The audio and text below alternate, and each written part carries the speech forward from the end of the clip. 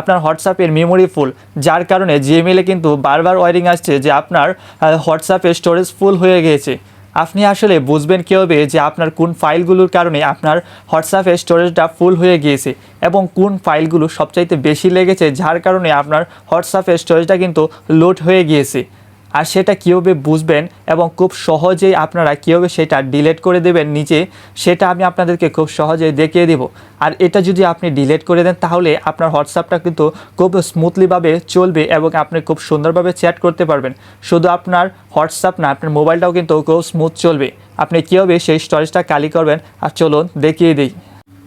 আপনার স্টোরেজটা খালি করার জন্য আপনি চলে যাবেন হোয়াটসঅ্যাপে আসার পর কোনারে যে থ্রি ডট অপশন আছে সেই থ্রি ডট অপশনে একটা ট্যাপ দেবেন। তারপর যে সেটিংস অপশনটা আছে সেখানে একটা ট্যাপ দিয়ে দেবেন। সেটিং অপশনে ট্যাপ দেওয়ার পর আপনি স্ক্রল করে একটু নিচে চলে আসবেন, এসে দেখবেন স্টোরেজ অ্যান্ড ডাটা নামে এক সব অপশন আছে, সেখানে একটা ট্যাপ দিয়ে দেবেন। সেখানে ট্যাপ দেওয়ার উপরে দেখবেন ম্যানেজ স্টোরেজ নামে একটা অপশন আছে, সেখানে একটা ট্যাপ দিয়ে দেবেন। সেখানে ট্যাপ দেওয়ার পর আপনি স্ক্রল করে একটু নিচে এসে দেখতে পারবেন আপনি যাদের সাথে এই পর্যন্ত চ্যাট করেছেন তাদের সাথে যে ফাইলগুলো শেয়ার করেছেন সেগুলো কিন্তু এখানে আপনার শো করবে। কার সাথে কত এমবির ফাইল কিন্তু কত জিবি আর ফাইল কিন্তু শেয়ার করেছেন সেটা এখানে শো করবে। তারপর ওই এমবির উপর যখন ট্যাপ দিবেন তারপর আপনি দেখতে পারবেন তার সাথে কতগুলো ফাইল শেয়ার করেছেন, সেগুলো আপনারা এখান থেকে সিম্পলি দেখে নেবেন। তারপর এখান থেকে আপনি এই ফাইলটার উপর চাপ দিয়ে ধরবেন এবং যে ফাইলগুলো আপনি ডিলিট করে দিতে চান সেই ফাইলগুলো আপনি এভাবে সিলেক্ট করে ডিলিট করে দিবেন।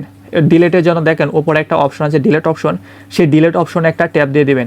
ট্যাপ দেওয়ার পর তারপর নিচে দেখবেন ডিলিট অপশন আসবে, সেখানে ট্যাপ দিয়ে দিবেন। দেখেন এখানে 191 এমবি কিন্তু আমার ডিলিট হয়ে গিয়েছে।